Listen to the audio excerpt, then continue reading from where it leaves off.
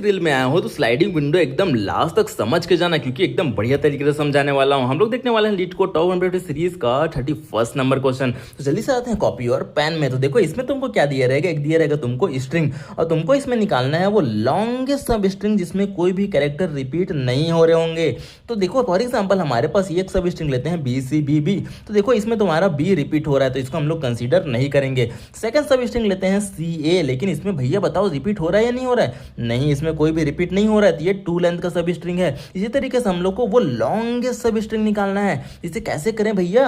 अरे हाँ, हम लोग इसको करेंगे स्लाइडिंग विंडो से ओ ऑफ एन वाले अप्रोच में, एकदम ऑप्टिमल। तो इसके लिए तुम लोग क्या करना, सबसे पहले हम लोग लेंगे एक 26 लेंथ का वेक्टर जो कि रिप्रेजेंट करेगा हम लोग का हर एक लेटर का लेटेस्ट पोजीशन। अभी देखो हम लोग लूप स्टार्ट नहीं किए हैं तो इसको इनिशियलाइज करेंगे -1 से, और एक लेंगे हम लोग आंसर वेरिएबल जिसको कैसे स्टार्ट करेंगे 0 से। हाँ भैया, तो देखो स्लाइडिंग विंडो में क्या होता है जल्दी बताओ। हाँ, हम लोग लेंगे इसमें एक लेफ्ट पॉइंटर और एक लेंगे राइट पॉइंटर जिसको 0 से इनिशियलाइज करेंगे।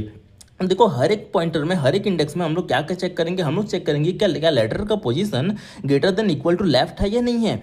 नहीं समझ में आया ना? चलो ड्राई रन से समझते हैं एकदम बढ़िया तरीके से। तो देखो ए का पोजीशन कितना था पहले, -1 था। क्या -1 लेफ्ट के पोजीशन कितना है, 0 है। तो क्या -1 0 से ग्रेटर देन या फिर इक्वल है? नहीं है।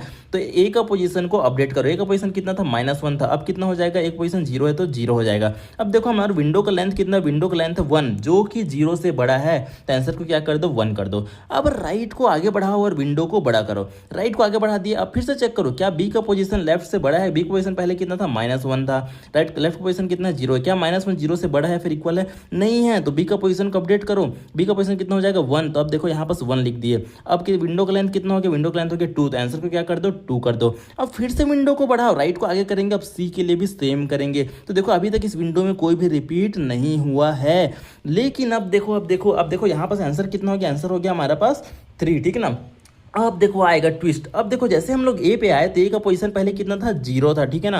अब देखो लेफ्ट का पोजीशन कितना है, 0 है। तो 0 is greater than equal to 0, इसका मतलब कि ए हमारा रिपीट हो गया है हमारे विंडो पे।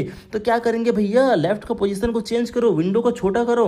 लेफ्ट का पोजीशन कहाँ चले जाएगा, ए के आगे चले जाएगा। ए का पोजीशन कितना था, 0 था, उसमें एक प्लस करेंगे तो कितना आ जाएगा, लेफ्ट का पोजीशन 1 आ जाएगा। तो हम लोग पास लेफ्ट कहाँ पास आ जाएगा, 1 वाला पोजीशन में। अब देखो विंडो कितना हो जाएगा, 3 लेंथ का। तो पहले भी 3 लेंथ का था, 3 से बड़ा नहीं है, तो आंसर को सेम रखेंगे, 3 ही रखेंगे, ठीक है ना। अब ए का पोजीशन को क्या करो, अब ए का पोजीशन को न्यू अपडेट करो। ए का पहले पोजीशन कितना था, 0 था। अब कितना हो जाएगा, ए का पोजीशन 3 हो जाएगा। तो इसी तरीके से लूप को चलाते जाना, और जैसे ही हमारा जब भी हम लोग का जो विंडो का लेंथ है वो आंसर से बड़ा मिलेगा तो आंसर को अपडेट करना। तो आया ना मजा? अगर मजा आया होगा तो लाइक करना, फॉलो करना। मिलते हैं नेक्स्ट क्वेश्चन पे, बाय बाय।